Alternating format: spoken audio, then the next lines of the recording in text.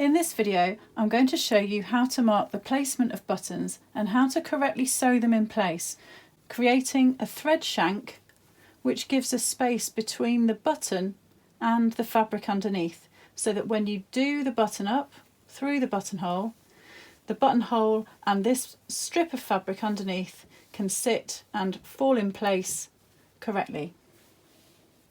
The first thing that I've done is to lap the right side over the left and to match up the centre front line along the front of the pyjamas. You'll see that I've matched the bands of colour as well running across the shirt. Now this is for a woman, so that's why I've wrapped it right over left. If you were making this for a man, you'd wrap the two fronts the other way round and you would have made the buttonholes on the left side instead of on the right side. The next thing is to mark the position of the buttons. Most people make the mistake here of thinking the buttons should go exactly in the middle of the buttonhole. You'll see here that I've placed my pins about 3mm from the top of each of the buttonholes, and that's the correct placement for the button. If you sew your button so it's right in the middle of the buttonhole, what will happen is when you wear the shirt, the buttonhole will drop until the top of the buttonhole touches the top of the button. So that means that you're going to misalign this front, as the buttonholes will kind of drop and fall to where the buttons are incorrectly sewn on. Once the position of the buttons has been determined, you can then put the pin all the way through to the other side. So I'll just poke it through just so it's going through one layer. And then you can push it through the buttonholes to the other side.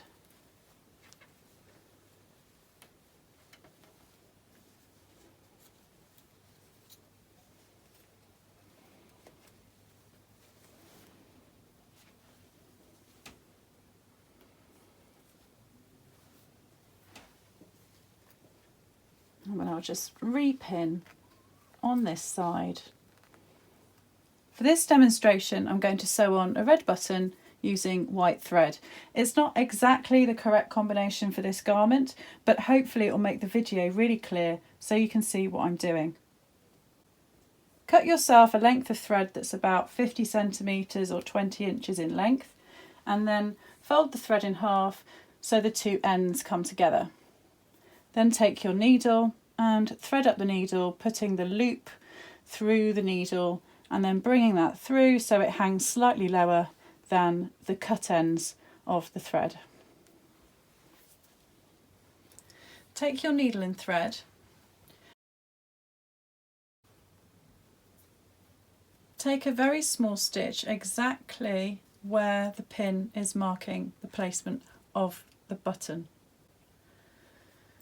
You may wish to measure from the edge of the shirt to where that is, just to make sure that you're positioning in the correct place, but I know that I want my buttons to sit along the centre of this blue band, so that's where I'm going to place my button. So I've taken a really small stitch, and then I can take the pin out at that stage, and then as I pull the thread through, I can then pick up the loop here, and that forms a knot. And then I'm going to take the thread all the way through to the wrong side and then come back about a thread's width away from there.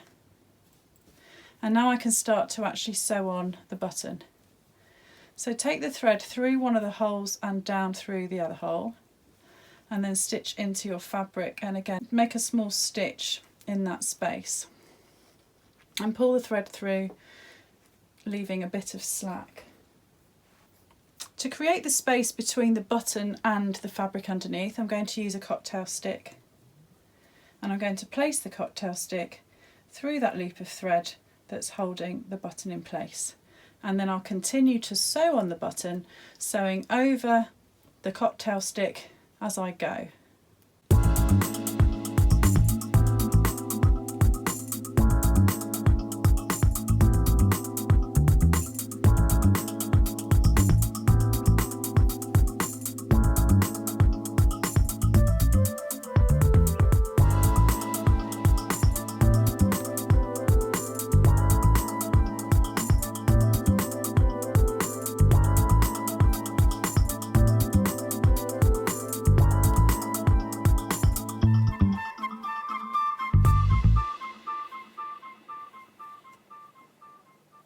Once you've sewn over the button 4 or 5 times, take the thread through to the back for the last time, gently pull out the cocktail stick, and then bring the thread back through to the right side or the top side of the fabric so it's underneath the button.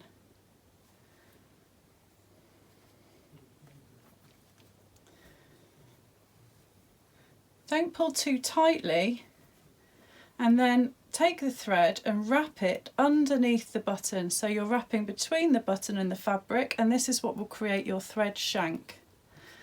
Do that 4 or 5 times and then fasten that off by stitching through the thread shank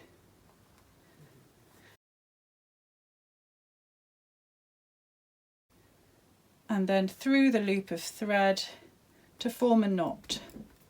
And you can do that a couple of times so it's secure.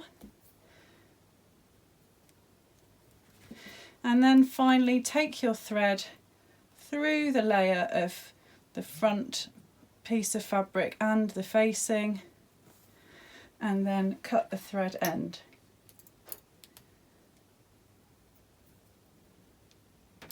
And just pull that a bit so that thread end disappears. And that's how I sew on the button. So you can see that I've now created a space between the button and the garment, and this gives room for the other layer of fabric where the buttonhole is to sit flat. Let's give that a test and make sure I've sewn the button in the right place.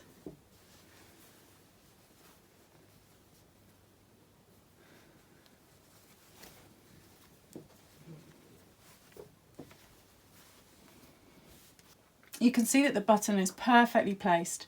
The top of the buttonhole rests on the top of the button and correctly places the fabric so that the pattern is aligned exactly how it should be. So carry on and sew on the rest of the buttons. I've finished sewing on all the buttons. I've gone back to the original black ones so that they're more in keeping with the colours of the shirt. You'll see that the correct placement of the buttons means that the bands of colour line up across the front of the shirt. Thanks for watching. I hope you found this useful.